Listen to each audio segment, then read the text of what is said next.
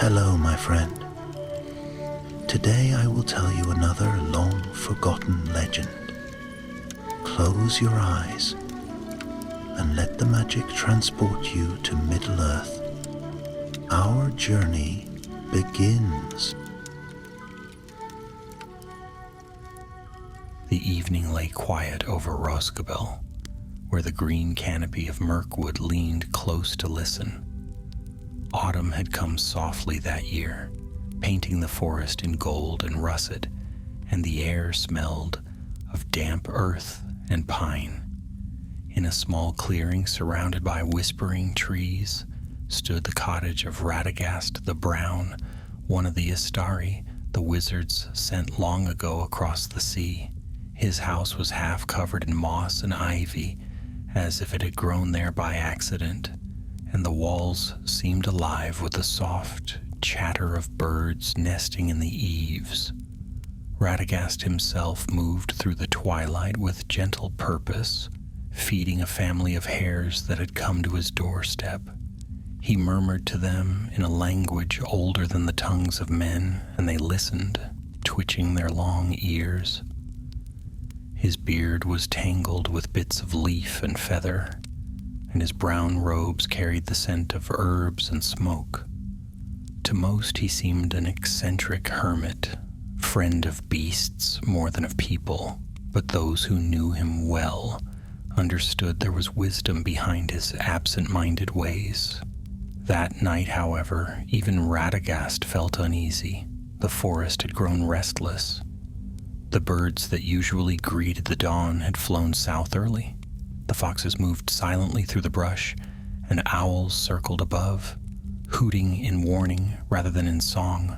Something was stirring, something not of life. As darkness deepened, Radagast stood by his hearth, holding a carved staff of oak. The fire crackled low, sending sparks into the smoky air. He frowned, tilting his head. There was a faint murmur beyond the door, a soft sound like someone weeping far away. He stepped outside, and the sound ceased. Only the sighing of the wind remained, threading through the trees. Then, from the eastern path, came the dull beat of hooves. A horse stumbled into view, foam streaking its sides. Its rider slumped low over the saddle. Radagast hurried forward, catching the reins before the beast collapsed. The rider fell heavily into his arms, a ranger of the north clad in a weathered cloak marked with the star of Arnor. Blood darkened his tunic, and his eyes, gray as storm clouds, flickered weakly open. "Easy, friend," said Radagast, lowering him gently to the ground. "You've come far. Rest now." But the ranger shook his head, his breath ragged. The Hill of Sorrows," he whispered. "It wakes again." Radagast felt a chill creep down his spine.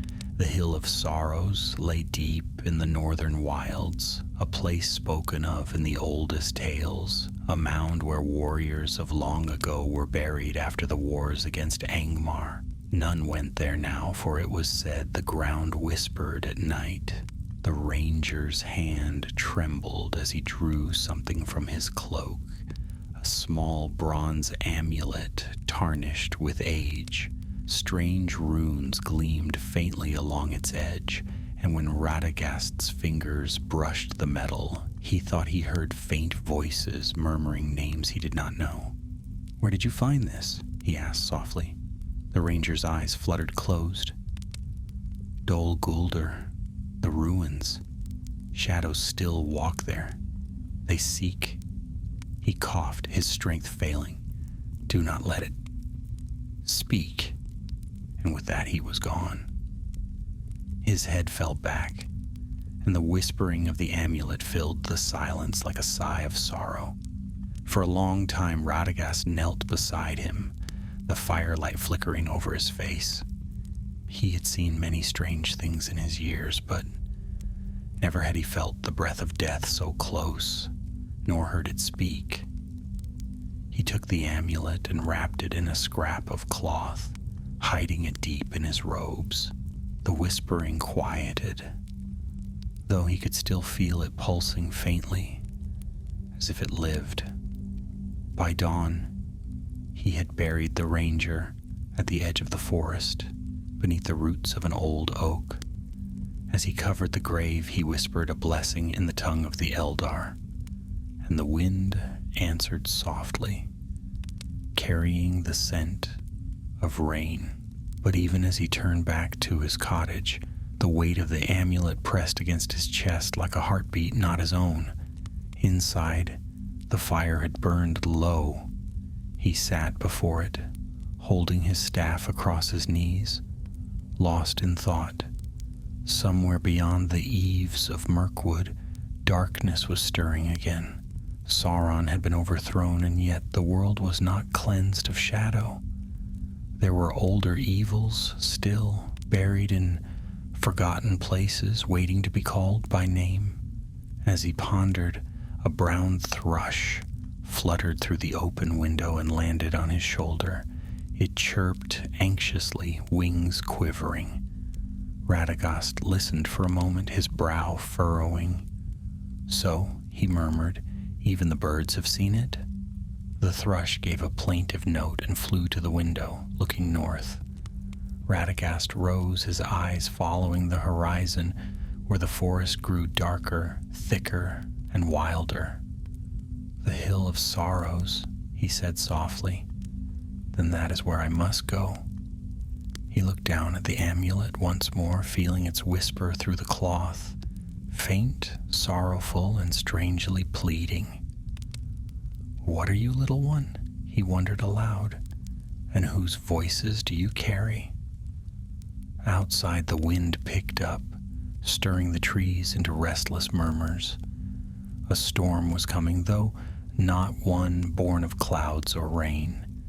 It was the storm of things long dead, called once more to the edges of the living world. Radagast gathered his cloak, his staff, and his courage. Dawn's first light touched the forest, and the wizard of Rosgobel stepped into the wild, following the faint and perilous trail that led north. He did not yet know what waited for him on that haunted hill, only that something ancient and sorrowful had awakened, and that its whisper would soon echo through all the woods of Middle-earth. The forest thickened as Radagast journeyed northward, its ancient trees rising like watchful sentinels. The air grew colder and heavier, with every mile carrying with it the faint scent of rot beneath the moss and loam. He traveled by day and rested little, pausing only to speak with the birds and beasts who knew the secret paths of Mirkwood. Their tidings were troubling. Owls had seen figures moving in the night, and wolves, bold again after long silence, prowled near the old ruins of Dol Guldur. The wizard's path wound through mist and shadow, until at last he reached the place men once called the Greenway, though now it was little more than a narrow trail, half swallowed by creeping roots. The amulet hung in a pouch against his chest, and more than once he thought he heard it murmur faintly. When he stopped to listen, the sound was gone, as though it had only been the rustle of leaves. Yet it seemed to breathe, slow and cold, like something remembering life. On the fourth night, as he made camp beside a stream, Radagast felt the forest stir around him. The fire he had kindled flickered blue for a heartbeat, then hissed low, as though the very air had thickened. He turned sharply, staff raised. From the darkness came a soft, steady tread, boots upon wet earth. A man stepped into the circle of firelight. He was young, tall, and gray-eyed, with a cloak the color of storm clouds and a sword at his hip. His hair was dark and unkempt, and his face bore the weariness of long roads. "Peace, friend," said Radagast, though he did not lower his staff. "Few come this way, and fewer still walk, unbidden in the night." The man bowed slightly. "I am Beregond, of the Dunedain. You are Radagast, are you not? Word of your wisdom travels even among the rangers." Radagast studied him for a moment, then nodded. I am he. You have come seeking me, I think. Baragon knelt by the fire, warming his hands. The Northern Watch has seen strange things, my lord. Fires upon the hills where none dwell, shapes moving among the barrows of the old kings. 3 of my kin vanished near the ruins of Fornost. And then he hesitated, glancing up. A ranger set out to bring word south. He carried something, a trinket perhaps, but ill-omened. He never returned. Radagast's gaze deepened. He came to me, he said softly, and he died in my care. From his robes he drew forth the wrapped bundle and placed it upon a flat stone. The amulet within seemed to pulse faintly as though it felt the fire's warmth. Baragon leaned closer. By the Valar, he murmured, that is it, the same mark he described. Radagast unwrapped it, revealing the dull bronze gleam, the runes faint and shifting as if alive. A breath of cold passed through the air, and the flames wavered. Both men heard it then, the faintest of whispers, a sigh of voices barely formed into words. It speaks the names of the dead, said Radagast, his tone low. It called to me even through cloth. The ranger said it came from Dol Guldur. I fear its making is older still. Baragon's hand went to the hilt of his sword. Then let us cast it into the stream. Let it be swallowed by the earth. Radagast shook his head. No, water cannot drown what has no life. This is no mere spellcraft of men or elves. It carries the touch of the ancient world. I must learn what binds it, else others may find it and awaken what should remain buried. The ranger hesitated but nodded. Then I will not let you go alone. The North owes much to your kin. If this path leads to danger, my sword shall guard your road. Radagast smiled faintly beneath his tangled beard. A noble offer, yet I fear you will find no glory where we go, only sorrow. Then let me share your burden, Baragon replied simply. So it was that they traveled together into the deeper wild. The days grew colder, and a thin frost silvered the leaves. Once they came upon an abandoned watchtower half hidden beneath ivy. Within lay broken spears and rusted helms, signs of a battle long past. As they passed through, the amulet began to whisper again, clearer this time. Both men froze. What does it say? Asked Baragon in a whisper. Radagast listened, his face pale. Names, he said. Names long forgotten. That night, neither of them slept easily. Dreams troubled their rest. Visions of a barren hill under a blood-red sky and a host of pale figures standing silently upon its slopes. When Radagast woke before dawn, the whisper still echoed faintly in his ears. On the 7th day, they were met upon the forest road by 2 travelers. One was an elf with hair of silver gold, his eyes bright as starlight. The other was a man of great stature and wild bearing, his cloak made of bear hide. Radagast the Brown, said the elf, inclining his head. I am Lindir of Rivendell. Lord Elrond sent word that you sought knowledge of dark relics. I come to lend what aid I may, and I am Grimbjorn, son of Bjorn, rumbled the larger man. The beasts of the forest cry of unrest. My father said you would have need of strength. Radagast's heart lifted. Then the Valar have blessed me with companions worthy of song. That night, the 4 of them sat together around a blazing fire. Lindir sang softly in the elven tongue, a song of the spirits of the west, who guide lost souls to rest. The melody calmed the forest. Even the whispering of the amulet grew faint. Yet when the last note faded, a chill fell suddenly upon them. From the darkness beyond the firelight came a sound, the rustle of unseen footsteps. Grimbeorn rose with a growl, hefting his axe. Baragon drew his sword, its edge glinting faintly. Out of the shadows emerged 3 figures, cloaked in tattered mail, their faces pale as bone. Their eyes glimmered faintly, hollow and unseeing. One stepped forward, his voice little more than a rasping sigh. "Give it back." Radagast stood firm, the staff in his hand glowing with faint amber light. "Rest, wanderer," he said. "Your time in the sun is over." The figure shuddered. "The amulet calls us. We cannot rest." Then they came forward, slow and relentless like the tide of death itself.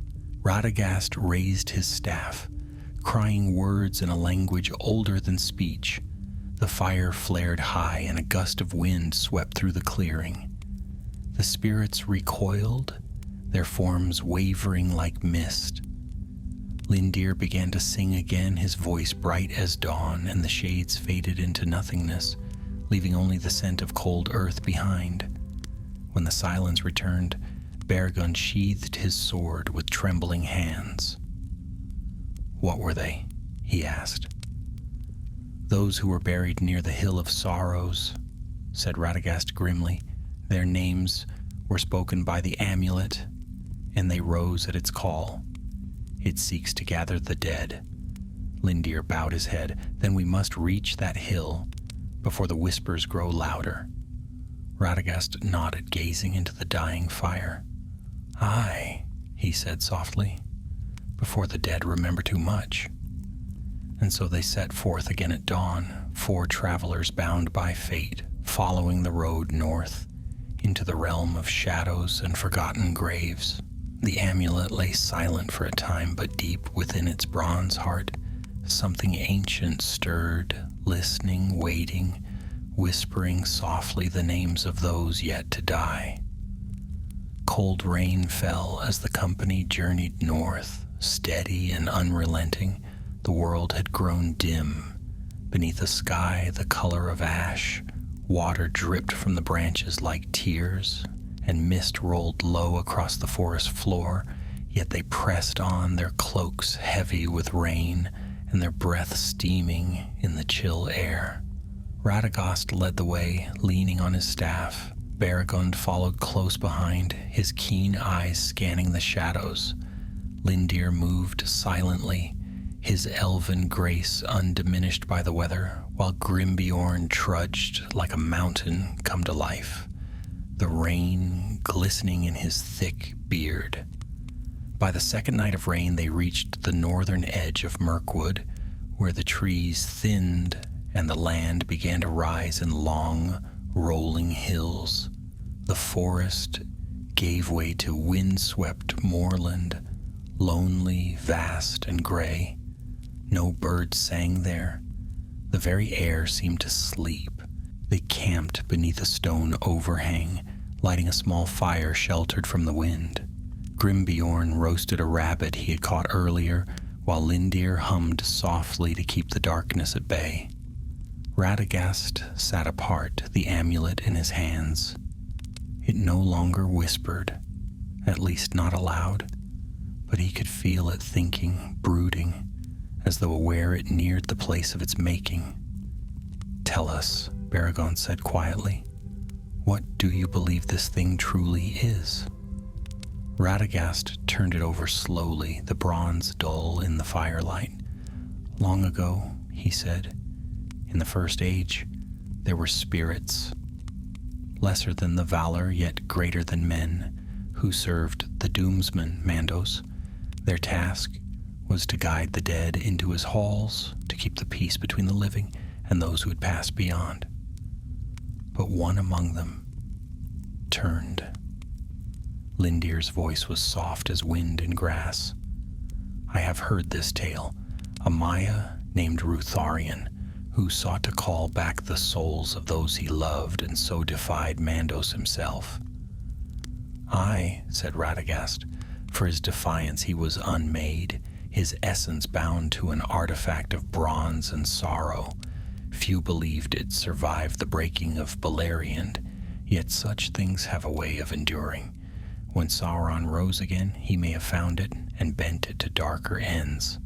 Baragon's hand clenched around the hilt of his sword. Then this amulet is a prison? Or a doorway, murmured Lindir. Perhaps both? A gust of wind moaned through the stones, and the fire flickered low. For a moment Radagast thought he heard faint voices again, this time not whispers but cries. He quickly wrapped the amulet and set it aside. We must not listen too long, he said. It feeds on attention. Tomorrow we climb to the Hill of Sorrows. I believe the dead gather there at its command. The next day dawned gray in a hollow. They broke camp before sunrise, following a path that wound between broken cairns and half-buried stones.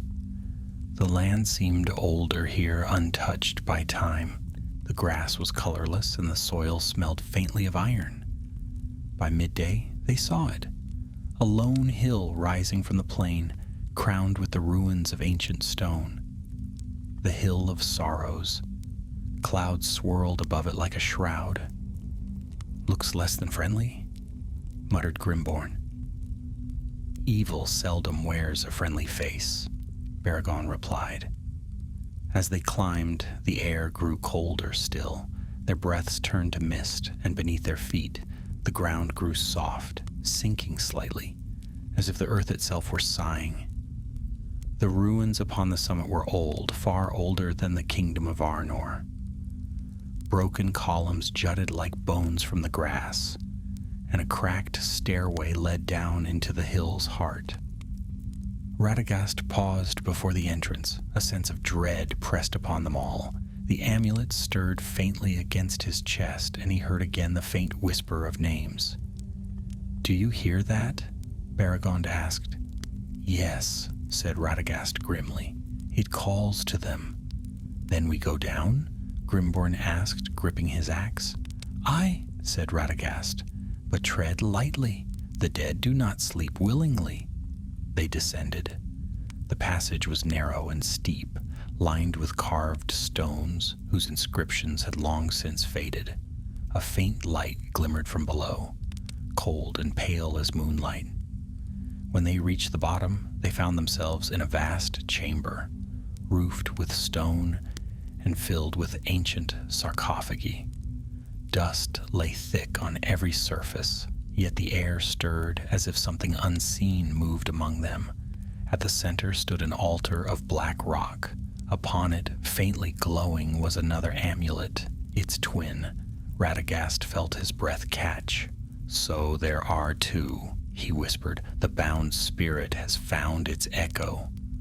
Before they could approach, the air grew heavy and cold. From between the tombs, mist began to rise, shaping itself into forms, men clad in rusted mail, women with hollow eyes, children whose faces were pale as frost. The dead of Angmar had awakened. "They are drawn to the call," said Lindir, stepping back. "Radagast, what must we do?" The wizard raised his staff, light blooming at its tip.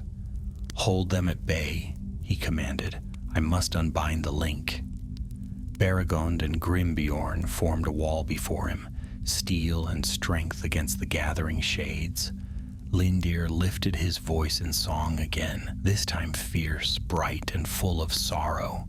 The dead faltered at his words, though their wailing grew louder.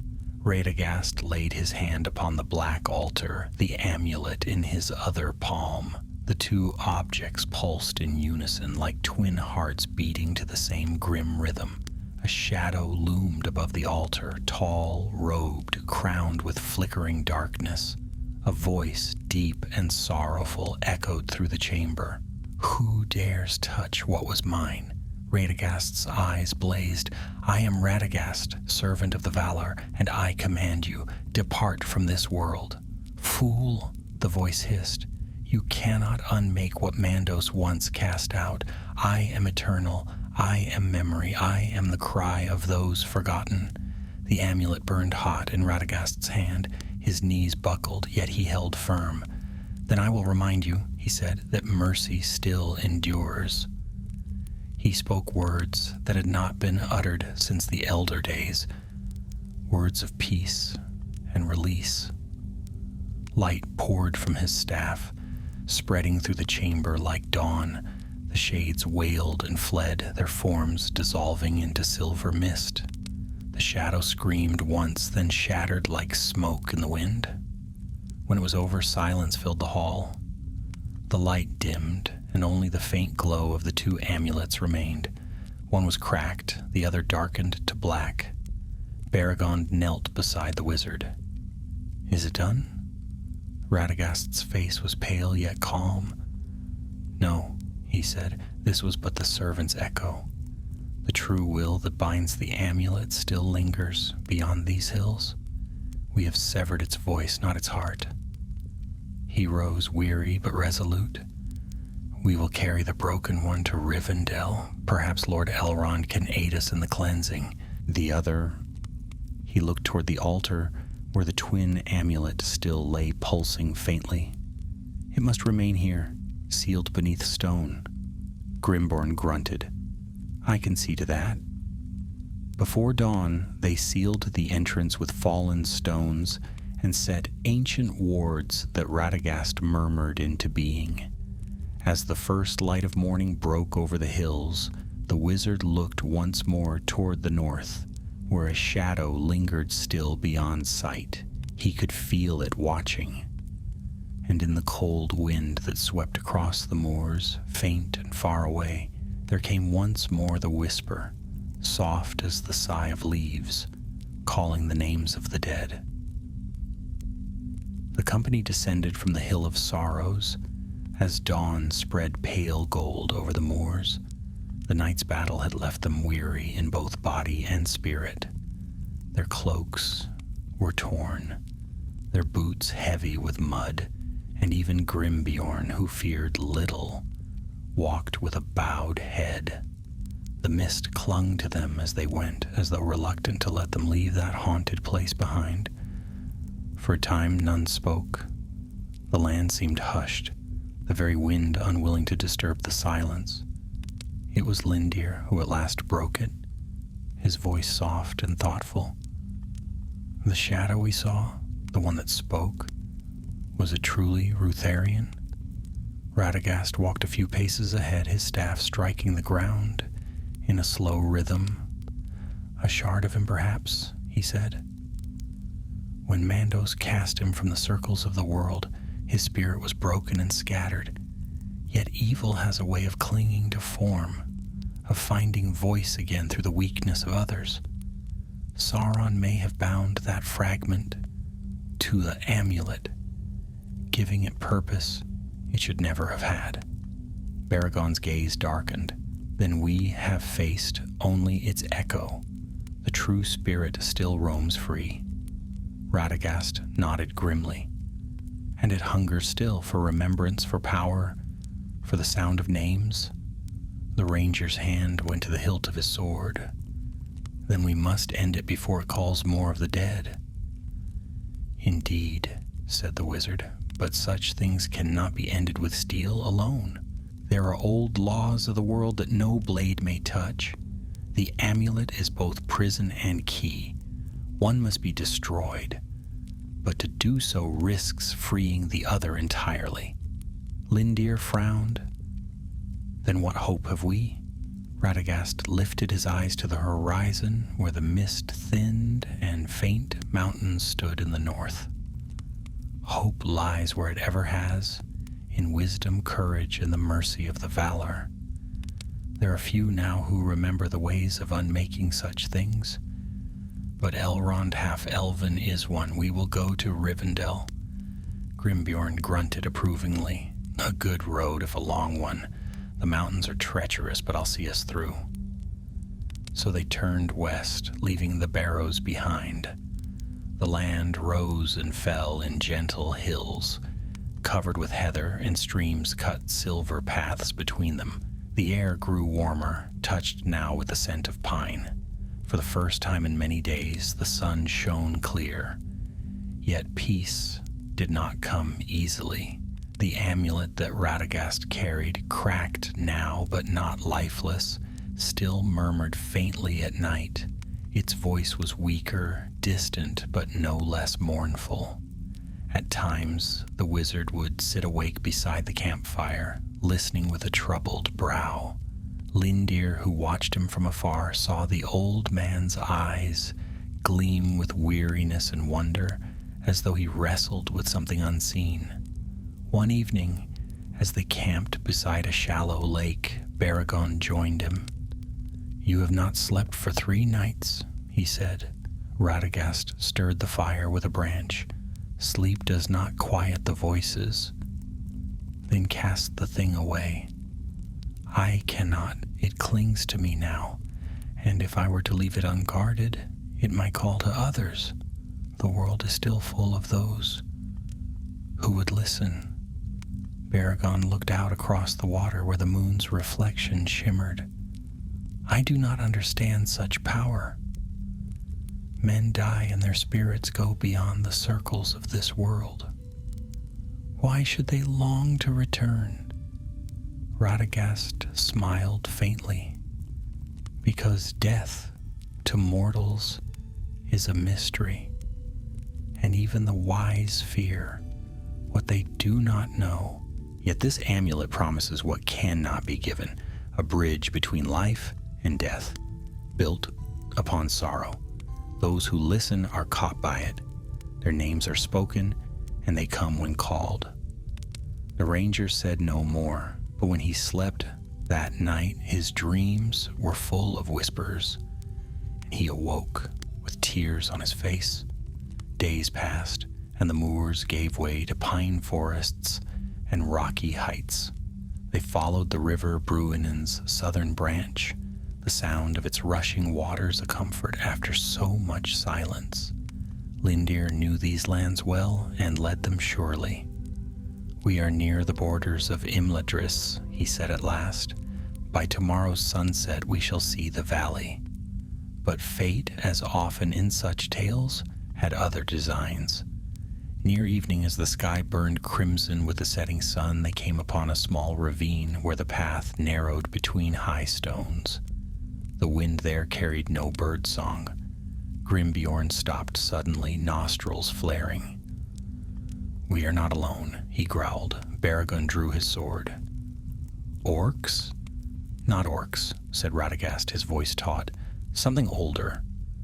A chill fell upon them. From the shadows between the rocks, faint figures emerged, pale, flickering, half seen in the failing light. They bore no faces, only the suggestion of form, like mist shaped into men. "The hill's servants," whispered Lindir. "They have followed us." The creatures advanced, slow and silent. Their presence chilled the air, and the fire in Baragon's lantern guttered low. Grimbjorn roared and swung his axe, cleaving one clean through, but it only dissolved into mist and reformed behind him. "Steel cannot harm them," cried Lindir. Radagast thrust his staff into the ground.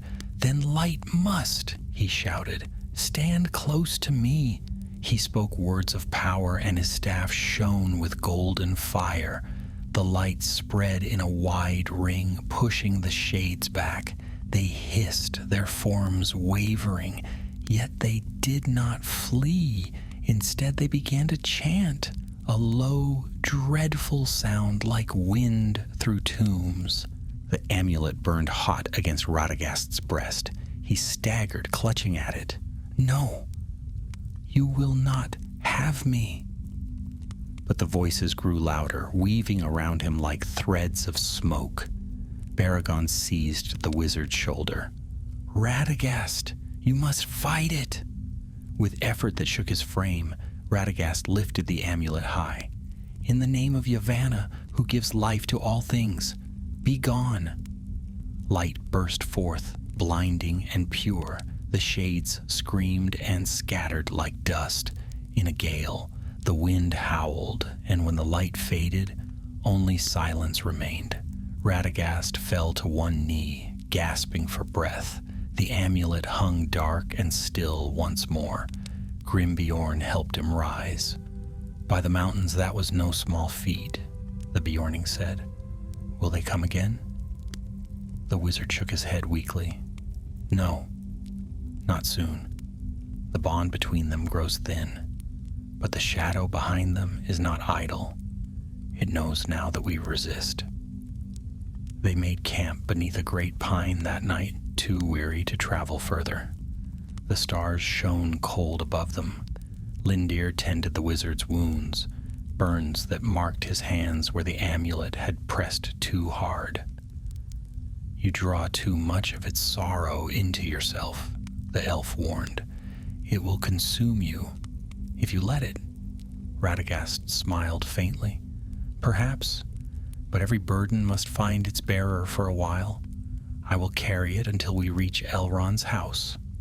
And when all others slept, he sat alone, staring into the coals. The whisper had gone quiet, but in its silence lay a promise awaiting.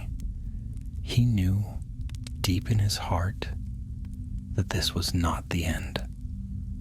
Beyond the river, the mountains loomed dark against the stars, and somewhere beyond them, unseen, something ancient stirred once more in its long exile. In the faint murmur of the wind, Radagast thought he heard it, a voice deep and distant, calling his name. He did not sleep that night. The next morning dawned clear, but a pale and brittle light washed the world, as though the sun itself feared to rise too high. The companions broke camp in silence. The battle of the night before had drained them of cheer, and even Grimbeorn's great voice was subdued. They followed the course of the river westward, the mountains of Eriador looming ever larger before them, blue and solemn beneath veils of mist. By midday they reached a deep valley carpeted with autumn grass and red gold leaves. Here the forest thinned into birch and alder, and streams wove silver paths through the heather. Lindir's step lightened as he walked, and he turned often to smile upon his companions. "We draw near," he said. "Rivendell lies beyond that ridge. Soon we shall rest beneath its fountains and hear songs unmarred by sorrow." The others welcomed the thought, though none dared yet believe in peace. They were still burdened by the weight of the amulet, which even now hung cold and heavy against Radagast's chest. The wizard's face had grown lined with weariness. His eyes, though kind, were shadowed with thought. It was late afternoon when the path brought them to a narrow bridge spanning a roaring gorge. Beneath it, the river Bruinen foamed white as milk over jagged stones. The air there was sharp and clear, filled with the scent of pine. On the far side, a narrow trail wound upward into green shadow. Lindir halted and lifted his hand. "We are upon the borders of Imladris," he said. "No foe may pass here unbidden.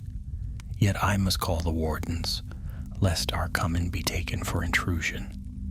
He raised his voice in song, a clear tone that rose and fell like water. Moments later, shapes moved among the trees, elves in silver and green, their bows drawn. When they saw Lindir, they stepped forward, lowering their weapons. Their leader, tall and grave of face, bowed to Radagast. "Welcome." "Brown, one of the council," he said. "Lord Elrond has seen your coming in his thought, and bids you enter with haste. The shadows lengthen upon the world, and tidings of old evil are abroad once more." So they crossed the bridge and followed the elves through winding paths that led deep into the hidden valley. The murmur of waterfalls grew louder until at last they came upon Rivendell, the last homely house east of the sea. Its white towers gleamed among autumn trees, and the air was filled with the sound of music and running water. Peace touched them there, brief but real. Even the amulet seemed hushed, as though reluctant to disturb the sanctity of that place. Elrond half-elven received them in his hall, where the firelight gleamed upon his dark hair and wise, ageless eyes. He greeted each in turn, then bade them sit, and food and wine were brought forth. Only when they had eaten and rested did he speak. Now tell me, Radagast, what burden brings you hence from Rhosgobel? Few tidings out of Mirkwood come to my ears that bear gladness. Radagast laid the amulet upon the table between them. Its bronze surface gleamed faintly, cracked and marred. "This," he said simply, "it whispers the names of the dead." Elrond's gaze darkened. He reached forth but did not touch it. "I have seen such craft only once before in the elder days. You say it calls the dead to speech." "It does more," Radagast replied. "It binds them. A spirit long banished has found its echo in this relic, and through it seeks to return. We have silenced its voice for a time, but I fear its will is not broken." Elrond was silent for a long while, his fingers steepled beneath his chin. At last he spoke. "There is power here beyond what any mortal hand should wield. This amulet was forged in the shadow of Valinor's exile, perhaps even by those who once served the Doomsman himself. To destroy it would be perilous, yet to keep it whole would be worse."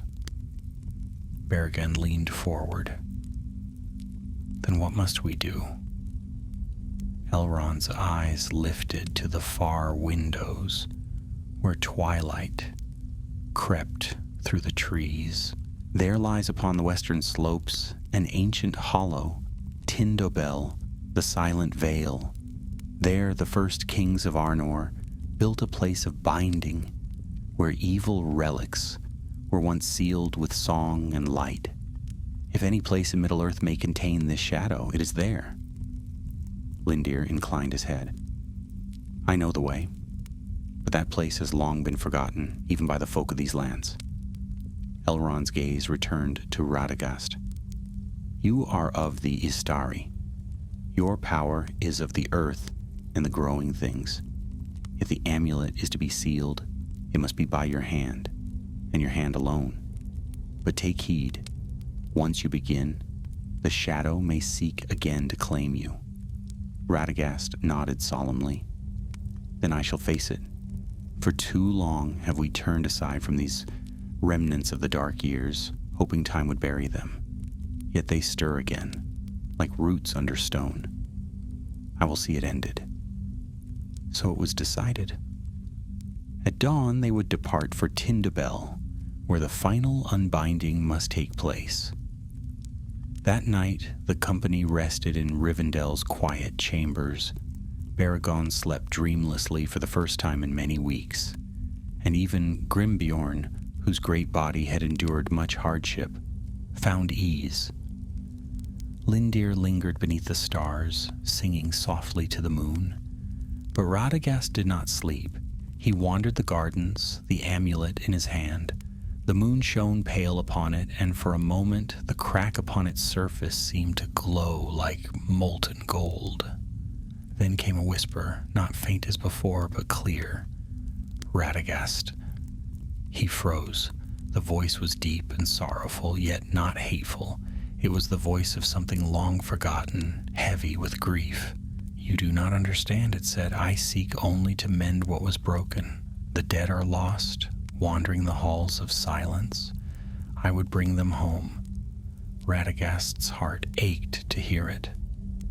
"The dead have their place," he murmured, "and we the living must not disturb them. To call them back is to unmake the world." "Would you deny mercy?" the voice replied, soft as falling snow. "Would you let them fade, nameless and unremembered?" He shut his eyes. "You offer mercy, yet it is but the mask of pride. You would bind them to your will, and in so doing bind all hearts to sorrow. The voice sighed. Then you are blind, brown one. You cannot still what you cannot comprehend. When the stars themselves grow cold, remember my words. The light faded. The amulet lay dull once more in his palm. Radagast stood long in the moonlight, troubled. When at last he turned away, dawn was already touching the high peaks. Elrond met him upon the terrace. You have heard it, haven't you? The elf lord said quietly. Yes, the wizard answered, and it knows we mean to seal it away. Then haste is our ally, Elrond said. Go swiftly, my friend, and should you falter, remember, some sorrows are not meant to be healed. So with the rising sun they took once more to the road, 4 companions bound now by oath and peril. The valley fell behind them fair and bright, and before them lay the wild hills, and the long shadow of Tindabel, where the fate of the amulet, and perhaps of Radagast himself, would be decided. And as they rode into the morning, a wind rose from the east, cold and strange, carrying upon it the faint echo of a whisper that none of them could name. The dawn of their departure from Rivendell was fair, yet heavy with foreboding. Mist lay over the valley like a veil, and the waterfalls sang softly as if lamenting the road ahead. Radagast and his companions stood upon the bridge that spanned the Bruinen, cloaked and armed for travel. Elrond himself came forth to bid them farewell. He placed his hands upon Radagast's shoulders. The west wind will be with you, he said gravely, and my thought also. Yet beware, my friend, for shadows cling to that which once served death. Let not the amulet speak to you, nor heed its voice, though it should weep like a child or plead like a friend. Radagast bowed. I will remember. So they set out, passing westward through the hidden paths of Eriador. The hills rose steep and lonely, their slopes clothed in bracken and thorn. Rain came and went, borne by swift winds that swept down from the mountains. Yet beneath it all, the land had a quiet grandeur. The long rolling ridges, the dark green vales, the smell of heather after rain. They rode for many days. Grimbeorn, broad and uncomplaining, led their pack beasts. Baragon scouted ahead, his keen eyes ever alert. Lindir rode lightly, singing now and again to lift their hearts. Radagast rode last, his brown robes fluttering like leaves in the wind, his mind far away. At times the amulet would stir beneath his cloak. He could feel it there, pulsing faintly, and sometimes he thought he heard faint music, sad and sweet, like the song of distant harps. But he kept his hand away from it, remembering Elrond's words. One evening, as the sun sank red behind the hills, they made camp in a hollow beside a stand of old oaks. The fire crackled warmly, and Lindir's voice rose in a soft song of Lorien, of leaves and starlight, and peace beyond memory. Yet when his song faded, the wind seemed to carry another voice, faint but clear. Baragon turned sharply. Did you hear that? Grimbeorn nodded, his eyes narrowing. It came from the east, I think. Radagast listened. The voice came again, soft, rhythmic, and sorrowful. It was not the whisper of the amulet, nor the cry of any beast. It was the sound of singing. Who would wander here in these forsaken hills? Baragon muttered. No one living, Lindir answered quietly. Without another word, Radagast rose and took up his staff. Stay close, he said. There are old places here, where the dead remember their songs. They followed the sound through the darkening woods until they came upon a glade lit by pale moonlight. In its center stood a great stone, half buried in moss and carved with runes long faded. Around it drifted faint shapes, shadows of men and women, their forms faint and translucent, their faces sorrowful. "They sing their own remembrance," whispered Lindir. This place was a tomb. Radagast stepped forward slowly, his staff raised. The shades turned their hollow eyes toward him, and the song faltered. "Rest, sleepers," he said gently. "Your time is ended. The world no longer remembers your names."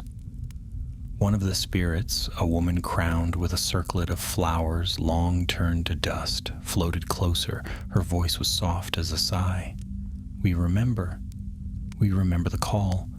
The bronze voice calls still." Radagast's heart sank. "The amulet," he murmured. "The whisper wakes us," the shade said. "It names us. It promises we shall walk again." "Then it lies," said Beregond, stepping forward, though his voice trembled. "There is no return from death." The shade turned toward him, her face unreadable. "Would you say so, mortal? If it named the one you loved?" Beregond's hand clenched. He had no answer. Radagast raised his staff higher, and the light upon its tip brightened like dawn. "Be free," he said. "No chain binds you now but sorrow. Let the call fade and pass beyond the circles of the world." The spirits began to fade, their song dimming into silence. Yet as the last light left the glade, a chill wind swept through the trees, carrying with it a whisper that was not of them. "You cannot silence me, brown one. The dead are mine to remember." The ground trembled. The great stone cracked from top to base, and from its heart poured a cold, gray mist that coiled like smoke. Within it, for a moment, a tall figure took shape, hooded, faceless, vast. Lindir cried out, drawing his blade, and Greenborn leapt forward with his axe, but Radagast raised his hand. "No!" he shouted. "It cannot be slain!" The Mist Lord laughed, though the sound was more like weeping. "So you come again to bind? What should be free? You who love the living so dearly? Will you deny them their lost ones?" Radagast stood firm. "Life and death have their bounds," he said. "You would unmake both." The shadow's form rippled like a storm cloud. "Then come to Tindabel and see if your bounds will hold. Bring your courage and bring the amulet, for when you fail, I shall make of your name the first among my choir." The mist rushed upward and vanished into the night sky. The wind ceased. The glade was silent once more, save for the faint creak of trees and the whisper of falling leaves. Radagast lowered his staff, breathing heavily. Beregond stepped beside him. "What was that thing?" "The echo of Rutharion," the wizard said. "He tests us, and he knows our road. The sealing must be done swiftly before his will gathers strength." They returned to camp in grim silence. The fire had burned low, and dawn was still far off. None slept that night. The wind moaned through the hills, and all hearts were heavy with fear. The next day dawned gray and cold. They rode hard, scarcely speaking, until the land began to rise again into broken ridges of rock. The sky darkened with heavy clouds, and a strange unease filled the air. By noon they saw before them a cleft in the hills, narrow and deep, its entrance marked by two standing stones blackened with age. Between them lay the path to Tindabel. "There," said Lindir softly, "the silent vale." Radagast looked upon the place, and dread stirred within him. The land beyond was utterly still. No bird called, no wind moved. It was as though the world itself held its breath. Once, said Grimborn. "This was a place of kings." "Now," replied Radagast, "it shall be a tomb again." They entered the vale, the shadows of the stones falling long upon the ground. The path wound downward into gloom where even the daylight faltered.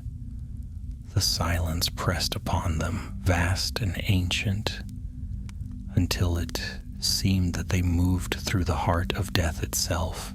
When at last they reached the valley floor, they found there a circle of great stones surrounding a basin of dark water. In the center stood a single pillar of white marble, upon which faint carvings gleamed like stars. "Tindobel," said Radagast. "Here the kings of old sealed what they could not destroy." He turned to his companions. "Keep watch. When I begin, none must come near. The amulet will fight to remain unbound." They obeyed, forming a circle around the basin. Radagast stepped into the ring of stones, drew forth the amulet, and placed it upon the marble pillar. The air grew thick and cold. The bronze began to glow, and a faint whisper rose, soft at first, then swelling into a wail of grief and fury. Radagast lifted his staff. "By Yavanna, who made all growing things, by the song of life that flows in earth and sky, I command thee, depart." The light burst forth, bright as fire. The wind howled through the vale, and the world shuddered. And from the depths of the amulet came the voice again, louder than before, filled with wrath and anguish. "You cannot bind what was never free." The marble cracked. The basin's water churned and rose like smoke. Baragong cried out, and Lindir's voice lifted in song. The battle had begun. The storm that rose over Tindobel was not born of wind or weather, but of will. The air thickened like molten glass, trembling with unseen power. Shadows coiled along the stone circle, rising as gray vapors that twisted into vague forms of men and beasts. They moved without sound, circling Radagast as wolves around their prey. The wizard stood firm upon the marble dais, his staff raised, the amulet before him gleaming with fierce light. His companions watched from beyond the circle, the hair upon their arms lifting with the charge in the air. The amulet screamed, not with voice but with memory. Its bronze surface burned bright as molten gold, and within it swirled images, faces of the dead, countless and sorrowing, each one crying for release. The whispering grew until it filled the valley, echoing against the stones, names upon names lost and unremembered, pouring forth an endless lament. Lindir staggered back, pressing his hands to his ears. "Their grief will drive us mad." Radagast's voice rose above the storm. "Be still! Your rest is not in this world." He began to chant words older than the tongues of men or elves, words that spoke of life, of root and seed and leaf. The earth answered him. The ground trembled as roots broke through the soil, coiling up around the dais. The air filled with the scent of green things, newly grown. Yet for all his power, the darkness resisted. The mist thickened, and from its heart stepped a figure, tall and terrible, cloaked in shadows that moved like living flame. Its form was not whole, yet its presence filled the valley. Eyes like cold stars burned within the hood. "Radagast the Brown," it said, its voice a wind of sorrow. "Do you think to cage me again? I was old when your world was young. I tended the souls that even the Valar feared to touch." The wizard's eyes flashed. "You defied Mandos, and for your pride you were cast out. You are not the guardian of the dead. You are their jailer."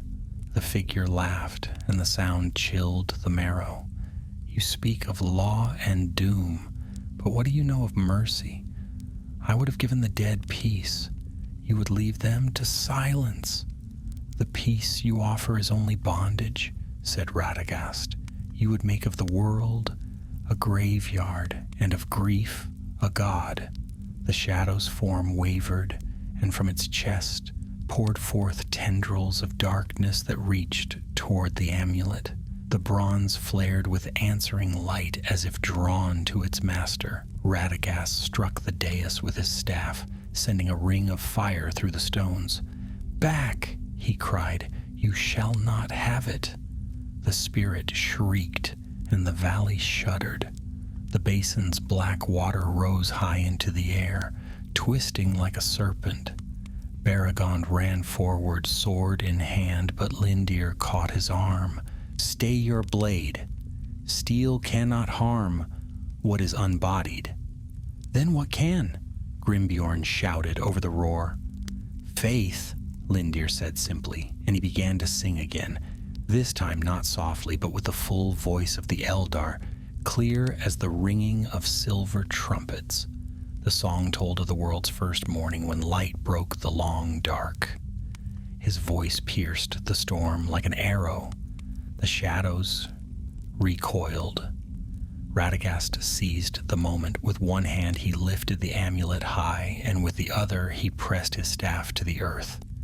"In the name of Yavanna, the kindler of all that grows, I bind thee, Rutharian, and all your mourning host.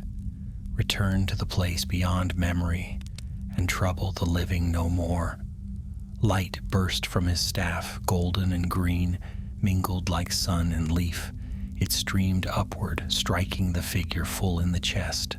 The shadow screamed, staggering back, its form unraveling, yet still it fought, its tendrils lashing out, coiling around Radagast's arm. The wizard cried out, pain searing through him.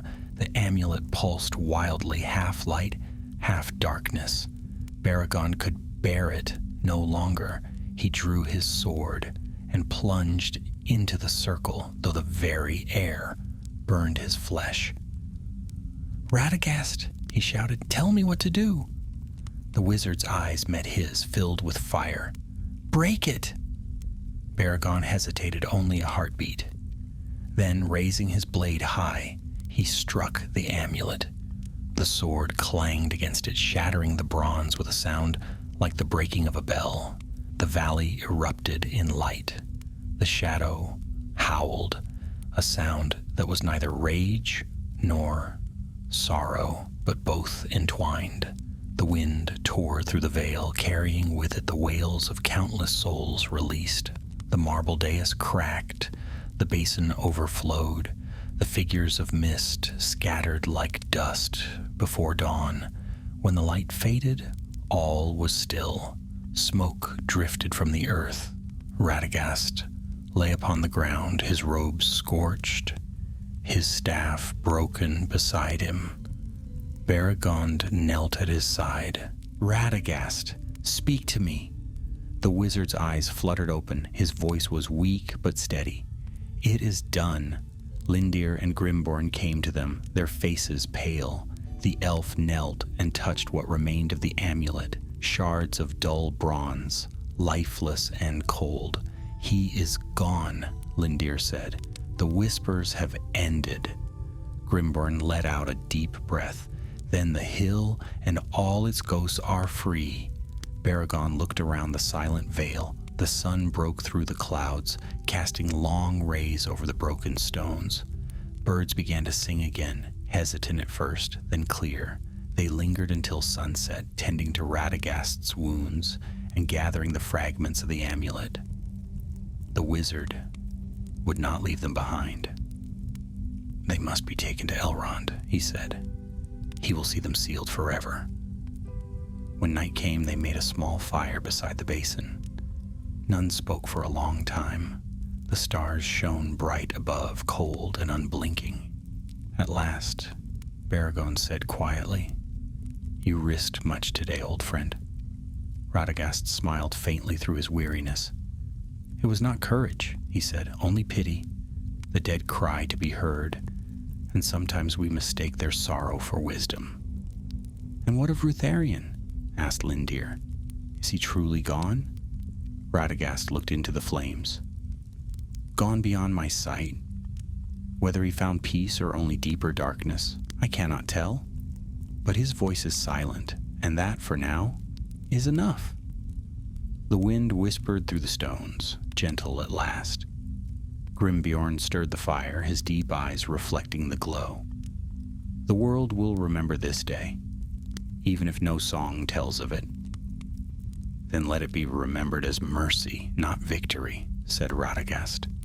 For what we fought was not only evil, but despair. They kept watch through the night, and though dreams came to them, none were troubled.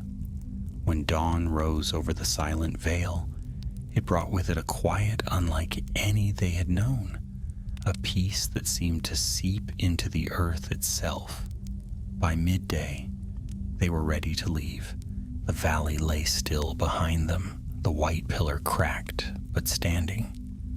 Radagast paused at its edge and turned once more toward the east. A faint wind brushed his face, carrying no whispers, only the sigh of grass and the distant cry of a hawk. He smiled. Sleep now, old sorrow, he murmured. The world will not forget your name, but it will remember it kindly. Then he turned, and with his companions beside him, he began the long road back toward Rivendell and the green lands beyond. And though the amulet was broken, a fragment of its song lingered in the air.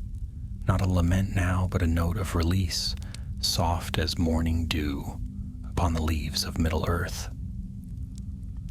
The road back from Tindabel wound through silent hills that seemed to slumber under the weight of their own history.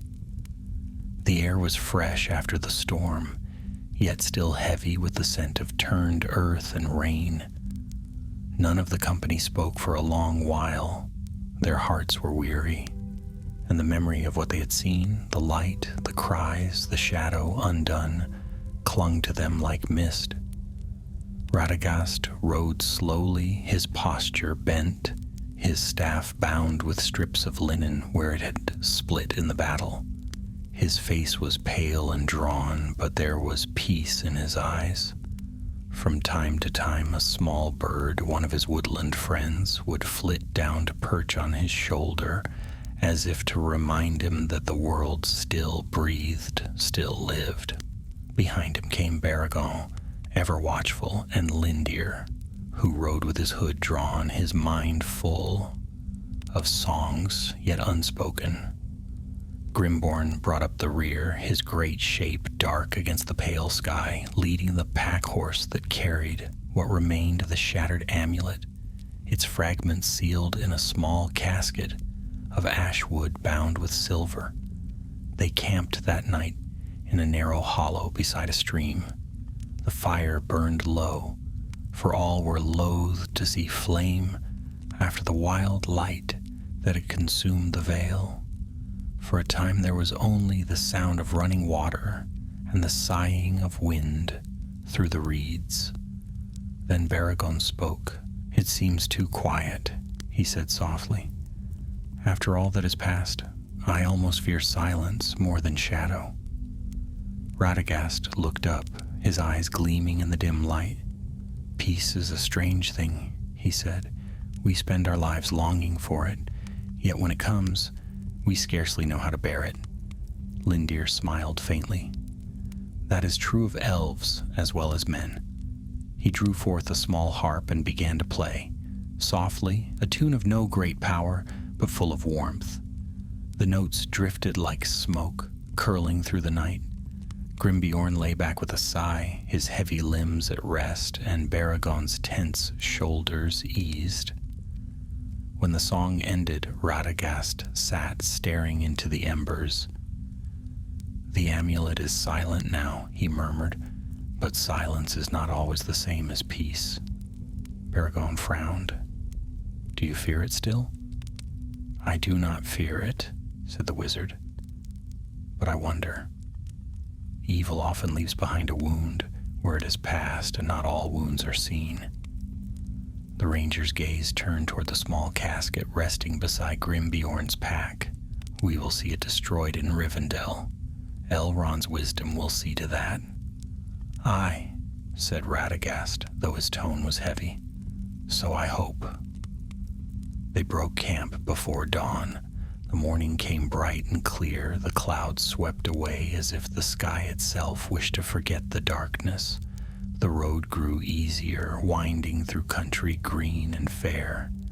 Here and there they saw traces of the ancient kingdoms, fallen watchtowers, half hidden by ivy, stones carved with the faded sigil of Arnor. In one such ruin they paused at midday to rest their horses. Lindir wandered among the stones, reading what little could still be read. "These were the outposts of the North Kingdom," he said. "Here the ranger's father stood guard against the evil of Angmar. It seems strange that the very same shadow should have reached out again, so many ages after its fall." Radagast leaned on his staff. "Evil is not bound by years as we are. It lingers, waiting, like seeds beneath snow." Grimburn snorted. "Then let the world keep a better gardener. My axe is weary of weeds." They laughed softly, and the sound lightened the air. For the first time since their meeting, it seemed that hope might truly return. Yet even as they mounted again, the wizard's gaze lingered on the horizon. His senses, keener than those of men, felt a tremor in the stillness, a stirring, faint as breath upon a mirror. That night they came upon a lonely inn standing beside the road, a simple place long forgotten by most travelers, yet its hearth still burned and smoke rose from its chimney. The innkeeper, a gray-haired man with bright eyes, greeted them kindly. "Strangers are rare upon this way," he said. "Come in and share our fire. The autumn nights grow cold." They entered weary and grateful. The room smelled of wood smoke and stew, and a small company of wayfarers sat near the fire.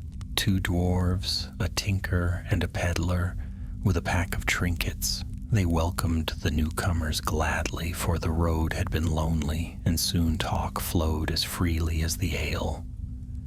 Grimbjorn's laughter filled the room, and even Lindir's elven voice joined the songs that followed. Yet Radagast sat apart, listening, not to the men but to the faint pulse within the casket by the door.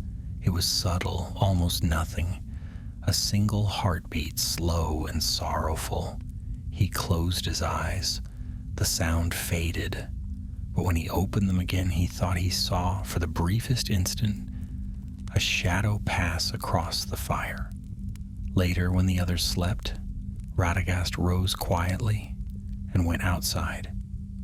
The night was clear, the stars bright and innumerable.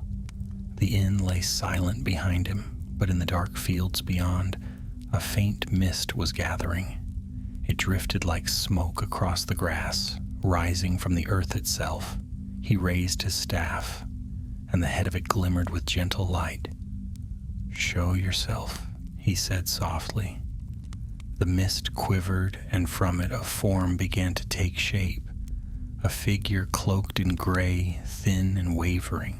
Its face was pale and sorrowful, its eyes deep wells of weariness. "Radagast," it whispered, "do not fear." The wizard's grip tightened. "Who are you?" "I am one of those you freed," the shade replied. "When the amulet broke, our chains were loosed, yet some of us linger still, bound by the memory of names too long forgotten." Radagast lowered his staff slightly. "Why come to me?" "Because you pitied us," said the spirit. "You spoke to us not as foes, but as lost children, and because the amulet's shadow is not wholly gone." A chill swept through him. "You mean Rutharian?" The spirit's voice trembled. "His form is broken, but his will endures. The shards of his vessel still remember him. They dream, even in their silence." Radagast's heart sank. "Then we have not ended this after all." Endings are rare in the world, the shade murmured, only changes. But take heart, brown one, the amulet cannot awaken again without a voice to call it, and you have silenced that voice. Then rest, said Radagast gently. Go where your kin have gone. The night is not for you now. The spirit bowed its head, and its form faded into mist, carried away by the wind. The fields were still once more. When he returned to the inn, Beregond was waiting at the door. I woke and found you gone, the ranger said quietly. What did you see? Only a memory, Radagast answered, but one that reminds me our work is not yet done. They left the inn at dawn, the road stretching westward under a brightening sky. Yet as they rode, Radagast felt the weight of the small casket grow heavier, as though the shards within had begun to dream, as though somewhere deep beneath the world, a whisper stirred again, faint but patient. Still, he said nothing. The others rode beside him, their hearts set on Rivendell and rest. But the wizard's thoughts wandered far, to the unseen places of the earth, where light and shadow met, and neither ever wholly triumphed. And so the road wound on, carrying them through the wide lands of the north, while behind them the wind whispered softly through the grass, carrying, just for an instant, the echo of a song once sung by the dead.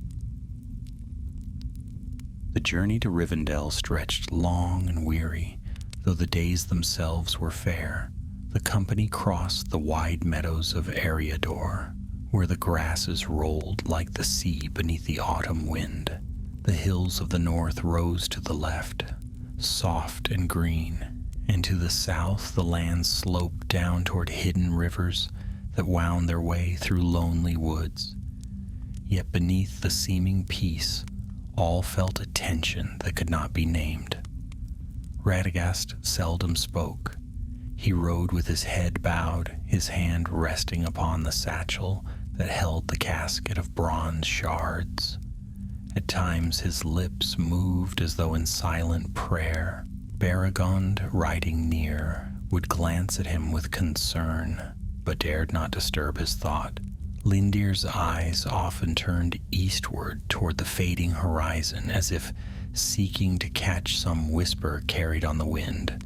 Grimbjorn alone seemed untroubled, though his great brow was furrowed as if by a shadow of unease.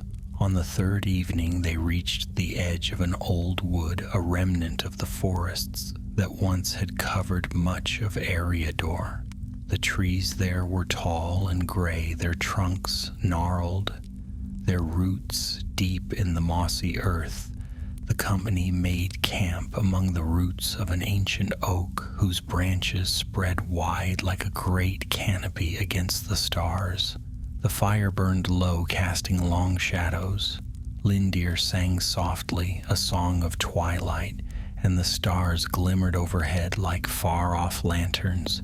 Beregond sat polishing his sword, though there was no need, and Grimburn busied himself with mending a torn strap. Radagast sat apart, his gaze fixed upon the small casket before him. When the song ended, Beregond spoke. We are near to safety now. 2 days more, and we shall see the towers of Imladris. Yet I cannot help but feel we are being watched. Lindir looked up. You are not mistaken. Since we left the inn, I have felt a weight behind us, a presence neither living nor wholly gone. Radagast nodded slowly. Rutherion's remnants, he said. His spirit is dispersed, yet the wind may carry even ashes to far places. A will like his does not fade quickly. Grimbjorn grunted. Then let it follow. It will find nothing here but my axe. Let us hope that suffices, murmured Lindir. The night deepened, and the forest grew still. Even the wind seemed to hold its breath. Radagast lay awake, listening to the murmurs of the trees. Their voices were old and sorrowful. They spoke of things buried beneath the roots, bones, memories, and shadows that whispered when the moon was dark. He closed his eyes, but no rest came. From the edge of the camp, he heard the faintest of sounds, a low hum, like a single note struck upon a harp string. His eyes flew open. The casket trembled. He rose silently, clutching his staff, and went to it. The lid was warm beneath his hand, though no fire touched it. Within, the fragments of the amulet stirred faintly like coals, long dead rekindling to life. "No," he whispered, "sleep." But the shards quivered, and a faint whisper filled his mind. "Radagast." He froze. The voice was soft and sorrowful, not like the rage that had once filled the amulet, but gentler, weary. "Do not fear me. I am but what remains. You ended the shadow, but you left behind what was true in me." Radagast's heart thudded. "There was nothing true in you but pride," he said aloud. "No," the voice sighed. "Pride was my fall, but love was my beginning. I sought only to heal the sundered, to bring comfort to the lost. Would you condemn even the desire to mend what is broken?" Radagast shook his head. "Your comfort was death. You would have chained the world to sorrow everlasting." The voice faltered like wind dying through a hollow. "Then destroy me utterly. Grind my fragments to dust and cast them to the sea. Only do not leave me half alive, half dead. End me if you have mercy." Radagast stood long in silence, his hand trembling over the casket. The others slept, unaware of the struggle beside them. At last he whispered, "I will take you to Elrond. There your fate shall be decided." The voice did not answer. The casket cooled, and the forest fell silent once more. When morning came, he said nothing of what had passed. They broke camp and rode on, the light of dawn filtering through the leaves. Yet Baragon noted the lines of care upon the wizard's brow, and Lindir's keen eyes saw that the color had left his face. By afternoon they came to the ford of a wide stream. The water ran clear over stones, and the air was sweet with the scent of heather. There they halted to rest the horses. Grimborn knelt to drink, and Baragon scouted the far bank. It was then that Lindir spoke low to Radagast. "You are changed," he said. "Since last night, a shadow lies upon you." Radagast sighed. "The amulet speaks still, though it is broken, or something within it does. I know not whether it is deceit or truth." Lindir's eyes glimmered with starlight. "Truth and deceit are often woven of the same thread. Beware, friend. The pity that binds the wise is the snare of the fallen." Radagast smiled faintly. "You speak with Elrond's wisdom." "I learned it at his side," said the elf, "and I would see it keep you from ruin." That evening, as they climbed the western slopes, the air grew cooler. The hills ahead glowed red in the dying light, and far in the distance they saw the peaks that guarded Rivendell. Hope stirred among them, but their hearts were not to rest easily, for as night fell the wind rose cold and sharp, carrying with it the faint echo of a voice. It was not the whisper of Rutharion nor the call of the amulet. It was the weeping of the lost. Figures moved upon the ridges, pale shapes, half seen against the sky. Lindir saw them first and cried out. Baragon drew his sword. Grimbeorn's axe gleamed. But the shapes did not attack. They only stood, countless and still, watching from afar. "The free dead," said Radagast softly. "They have no master now, and no home. They follow the echo of what once bound them." "Can you not send them away?" asked Baragond. "I can only guide them," said the wizard, "but they will not linger forever. The world will forget them in time, as it forgets all things." The ghostly host faded like mist, leaving only silence behind. Yet none of the companions slept that night. The memory of those hollow faces haunted their dreams. When dawn broke, they were already riding. By midday, the cliffs of Rivendell came into view, pale and shining beneath the sun. The river Bruinen glittered below, its song bright and living. Relief washed over them like cool water. As they crossed the final bridge and the valley opened before them, Lindir's voice lifted in joy. "Behold, the last homely house. We are home at last." Radagast smiled, though faintly, for even as he gazed upon the beauty of Rivendell, he felt the faint pulse from within his satchel. Slow, like the beating of a tired heart, he looked toward the east, where the hills lay shrouded in shadow. "Soon," he whispered, "soon you will sleep again." But the whisper that came in answer was softer than wind and sadder than song. "Do not let them forget me, Radagast. Remember my name." And though the wizard would not speak it aloud, he carried it in silence as they descended into the valley. Rutharion, the fallen guardian, whose memory clung like twilight at the edge of the world. The valley of Rivendell lay bathed in gold and silver light, for the sun had begun its slow descent, and the waterfalls shone like molten crystal in the fading day. The sound of them filled the air, soft, unceasing, a song both ancient and new. For those who came weary from the wild, Rivendell was a balm beyond words, and even the hardest hearts found peace there. Yet Radagast, as he crossed the bridge over the Bruinen, felt not peace, but the tremor of unfinished things.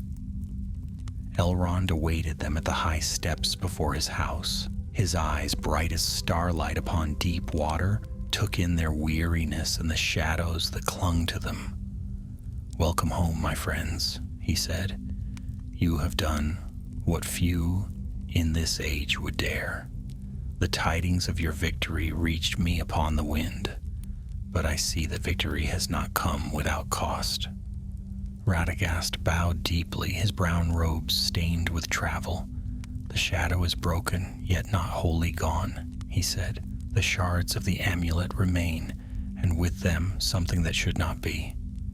Elrond's gaze grew grave. "Come then, and let us see what the light of Imladris reveals."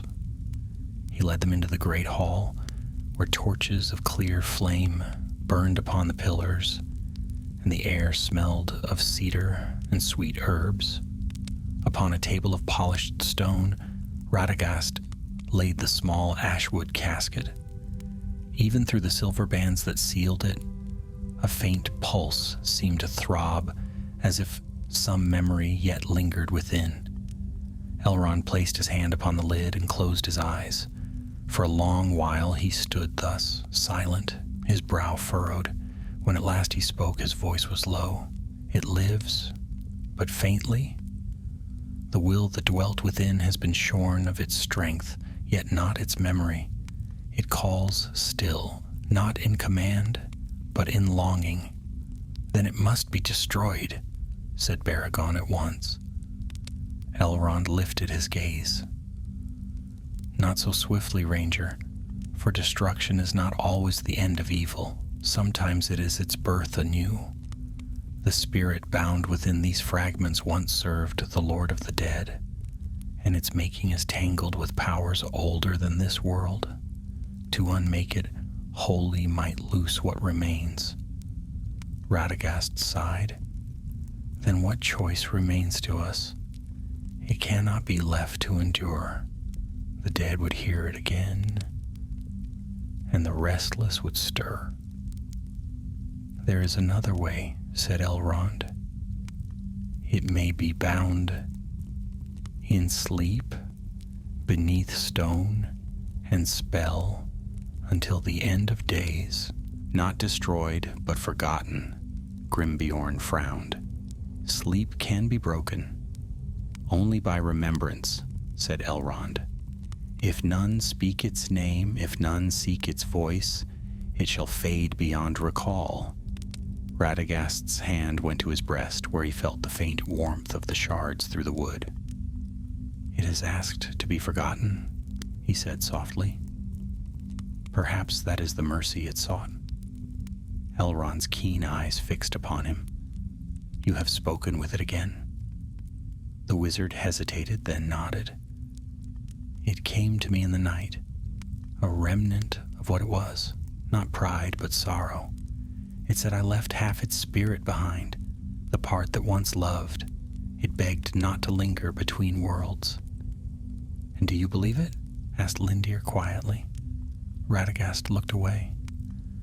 I believe that even the fallen may yearn for peace. Elrond was silent for a moment. Then peace it shall have, if you are willing to bear the burden of its sealing. For I cannot bind it alone. It is you it answers to, and through you the binding must be done. So be it, said Radagast. The chamber was cleared, and the fire upon the hearth burned brighter. Upon the table Elrond set a great stone bowl filled with clear water. He spoke words in the tongue of the Eldar, and the water shimmered like glass. Radagast opened the casket. The shards within gleamed faintly, each one shaped like a tear of bronze. Place them in the water, said Elrond. Radagast did so, and the bowl rippled. From the fragments rose a soft light, and within it the faintest whisper, no longer pleading but content, as of one about to sleep. The wizard spoke then in the speech of the Valar, words few in Middle-earth could still recall. Rest now, he said, go where no grief can follow. Let the living remember you, not with fear, but with pity. Be at peace, Rutharian. The light flared once, bright as dawn, and was gone. The water lay still, and the shards had turned to dull gray dust that drifted like ash upon the surface. Elrond exhaled softly. It is done. Lindir bowed his head. Beregond sheathed his sword, though his hand lingered upon the hilt, as if reluctant to trust the quiet. Grimbeorn let out a deep breath, and for the first time since Tindabel, laughter rumbled low in his chest. That night, the valley of Rivendell was filled with calm. Music drifted from the halls, and the moonlight gleamed upon the river. The company sat upon the terrace looking out over the falls. You have done a great deed, Elrond said to Radagast, and though few shall ever know it, the world is lighter for it. Radagast smiled faintly. Deeds done in silence often bear the truest fruit, yet I wonder whether I have learned what lesson this shadow meant to teach. And what lesson is that? Asked Beregond. That mercy and peril often share the same face, said the wizard. To pity the fallen may seem folly, yet without pity the world grows barren. Even the proud may be healed, if not in this world, then beyond it. Elrond nodded. You speak wisely. The balance of all things lies between justice and mercy. It is a narrow road, and few can walk it without stumbling. The wind stirred, carrying the scent of autumn leaves and water. Lindir lifted his harp and began to play, a song without words, soft and wistful. Grimbeorn leaned back, his eyes closing, and Beregond sat with head bowed, thinking of friends long lost to time. Radagast alone remained wakeful when the music faded. He looked up at the stars, bright and innumerable above the valley. For a moment he thought he heard again that faint whisper from the amulet's last breath, not a plea, not a curse, but a single word of thanks, carried on the wind. He smiled. Farewell, old spirit, he murmured. May your path lead you where the trees never wither. and the light does not fade. A small brown bird alighted upon the railing beside him, its eyes bright. It chirped once, and he laughed softly. "Yes," he said, "the work is never done, is it?" The bird took wing, vanishing into the silver night. Radagast watched it go until it was lost among the stars. Then he turned, drew his cloak about him, and walked back into the house of Elrond, where warmth and song awaited. Thus ended the tale of the amulet that whispered the names of the dead. And though the years would turn, and the ages pass, and the deeds of the brown wizard fade from memory, there lingered still among the oldest of trees the faint echo of a voice, gentle, sorrowful, and content, singing softly of release. Winter crept slowly over the valley of Rivendell, and the air grew crisp and still beneath the falling leaves. The golden woods whispered of endings and of rest, and the waters of the Bruinen ran clear and cold under the pale light of the waning year. Yet within Elrond's halls the fire burned bright, and songs of the Eldar mingled with the laughter of travelers who had found haven after long roads. Radagast lingered there many weeks. His strength had been sorely spent in the unmaking of the amulet, and though his body healed quickly, his heart did not. Often he would wander the gardens in the gray of dawn, his robes brushing the dew-wet grass, his thoughts far away. The creatures of Rivendell, sensing his gentleness, followed him.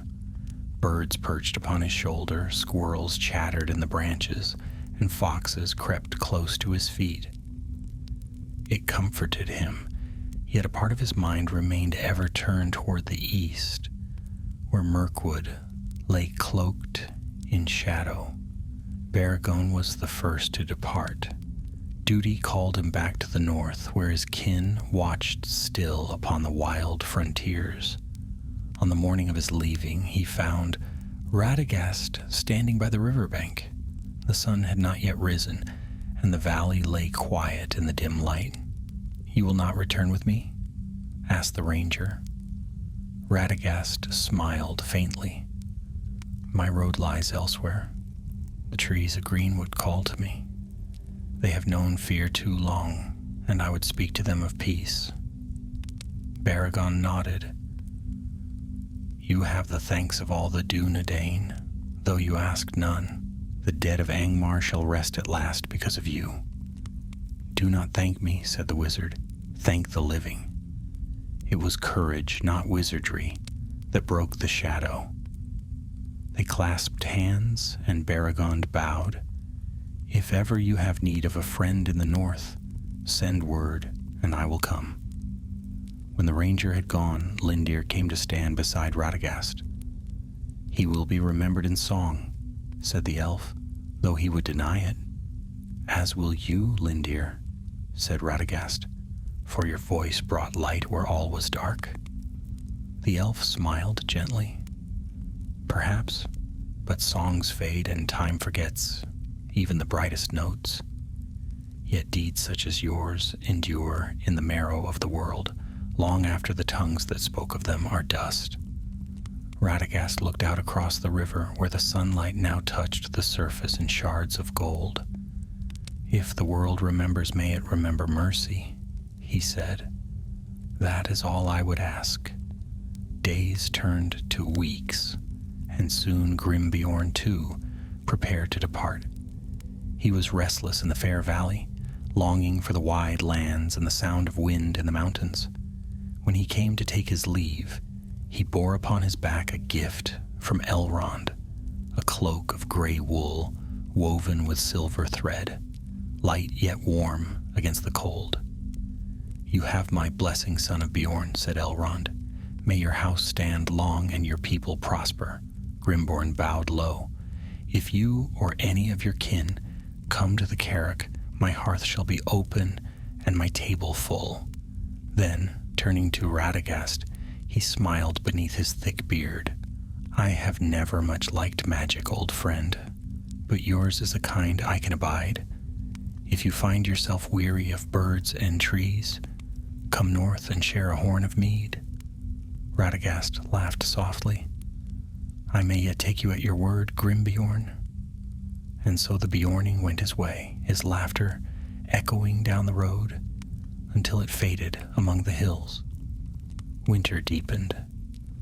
The first snow fell upon the peaks, and the woods grew silent save for the murmur of the streams. Lindir remained, ever watchful of Radagast, for he saw that though the wizard smiled, some burden yet rested upon his spirit. One evening he found him again by the river, gazing at the stars reflected upon its surface. "You think of it still," said the elf. Radagast nodded. "The amulet is gone, but the memory of it lingers, its voice, its sorrow. I wonder whether I did right to grant it peace rather than oblivion." "Peace is the gift none may refuse," said Lindir. "Even sorrow may be redeemed by it. You have done what none else could." The wizard turned, and the faint light of the moon touched his face. "Perhaps. Yet I have learned that even mercy must be tempered with wisdom. Too great a heart may doom itself through pity as easily as through pride." Lindir bowed his head. "Then you are wiser now than when you set forth. That is the truest victory." A silence fell between them. The river sang softly at their feet, and the stars wheeled slowly above. In the days that followed, word came from far places of peace returning to the northern barrows, of the restless dead vanishing from the hills, of the forest paths once again filled with the sounds of living things. The tale of the Hill of Sorrows spread quietly among the rangers and the elves, though few knew the whole truth of it. And somewhere in the hidden places of the world, a sigh passed through the roots of the trees, as if the earth itself breathed easier. At last, when spring touched the valley once more, Radagast made ready to depart. The snows melted upon the heights, and the meadows bloomed with crocus and primrose. Elrond met him in the courtyard, where the horses stood saddled for the road. "You will go back to Mirkwood?" asked the elf lord. "For a time," said Radagast. "There is much yet to tend. The forest has seen darkness, but it will grow green again. All things that live must heal, given time." Elrond placed his hand upon the wizard's shoulder. "Go then, with the blessing of the Eldar. Should ever shadow rise again in those woods, send word, and help shall come." Radagast inclined his head. "You have my gratitude, old friend. May the stars of Arendil shine upon your house until the world's end." He mounted his horse, a sturdy brown steed gifted him by Elrond's stables, and turned toward the east. Lindir stood beside the gate, his silver harp slung across his back. "I will ride with you part of the way," he said. "The road is long, and I would not see you travel it alone." "Then I will be glad of your company," said Radagast. They rode out beneath the pale morning sky. The sound of Rivendell's waters faded behind them, replaced by the sighing of wind through pine and the distant cry of eagles. For many miles they rode in silence until at last the valley was far behind, hidden by the folds of the land. At the crest of a hill they halted. Below them stretched the wilds, hills and forests, rivers gleaming like threads of silver in the sun. Radagast looked upon it all and smiled. "The world endures," he said. "Whatever darkness comes, it endures." Lindir turned to him. "Will you not tire of its burdens?" "Never," said the wizard, "for even burdened it is beautiful." They parted there. Lindir returned westward to his people, and Radagast rode on alone into the wilderness. The birds flew beside him, and the wind carried his cloak like a banner of brown and green. And though none in later ages could say where the brown wizard's path at last led him, whether to Rosgobel or beyond the woods, into forgotten lands, some claimed that on quiet nights, when the stars burned clear, they could still hear a voice in the wind, gentle and full of wonder, speaking to the beasts and trees as to dear friends. So ended the tale of Radagast and the amulet that whispers the names of the dead. The shadow was lifted, the dead were at rest, and in the heart of Middle-earth life went on, fragile, fleeting, and ever renewed, beneath the unchanging stars.